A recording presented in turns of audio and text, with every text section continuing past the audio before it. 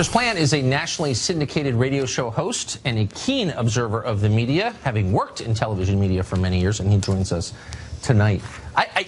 We haven't talked about this, but whatever happened to Lisa Bloom? She seemed to run at the first sound of gunfire. Here she was, this great defender of women. Of course, she's a feminist hero. Where is she now? She's in the witness protection program. She's probably on a mega yacht somewhere in Indonesia because obviously she was humiliated. She came out and spoke for the women when Roger Ailes, when Bill O'Reilly were in the dock, and then when Harvey Weinstein, as he's now known, I think, was in the dock. She came to his defense to oppose the women, sort of the Hillary Clinton of the legal world, I guess. And then she ran away. She ran away. It'd be interesting to have her on the show. I'd love to hear the state of her view on this now. So, but where's everyone else? Where are the late night hosts in this? Well, Jimmy Kimmel and the rest. I mean, it's not just the news media. It is the broader mass media that has worked to essentially smooth things over for Harvey Weinstein in this case.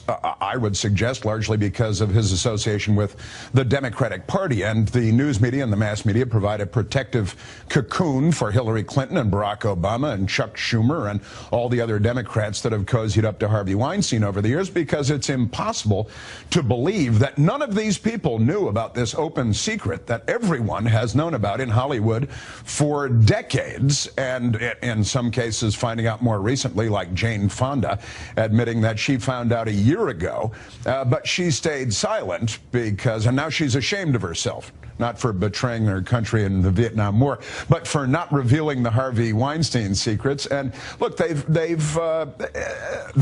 have all known about it. It's been an open thing for years and years. All these people, you remember what a few years ago at Penn State, Joe Paterno and Jerry Sandusky, it was discovered that Jerry Sandusky was doing terrible things. It was suggested that Joe Paterno had been made aware of it years earlier. Yes. And that he didn't come out and speak clearly and in a loud voice about what he had heard in the way of murmurs. And it was declared that he was just as guilty as Jerry Sandusky, that his silence was complicity, that he was to some extent responsible for the assaults that Jerry Sandusky committed after Joe Paterno learned it. They tore down the bronze statue of Joe Paterno at Penn State like he was Saddam Hussein for the crime of silence. And now we hear a different set of circumstances, but the same fact pattern.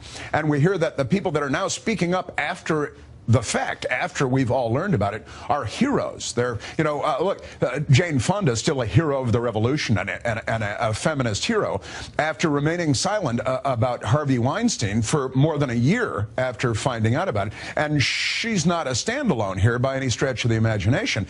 We've got producers, the studio heads. They made jokes about it on 30 Rock. They made, years ago, they made jokes about it at the what's his name, at the Oscars, MacFarlane, at the Oscars making jokes about it.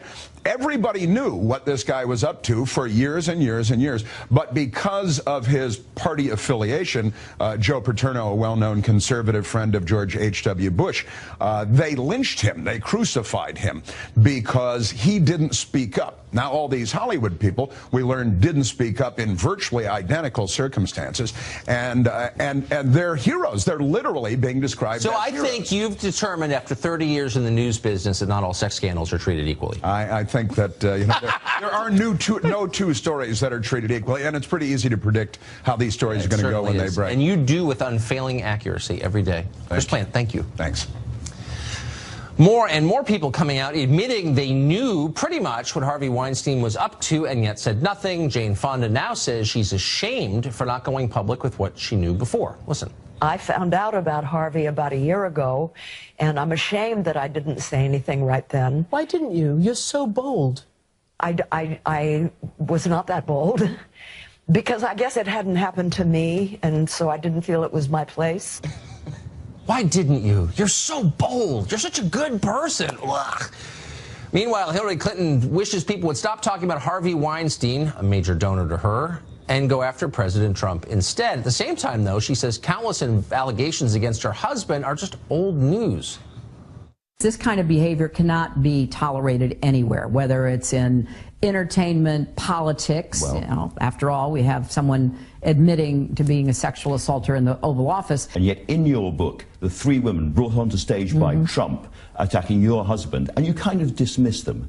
Was that the right thing to do? Are you sure about that?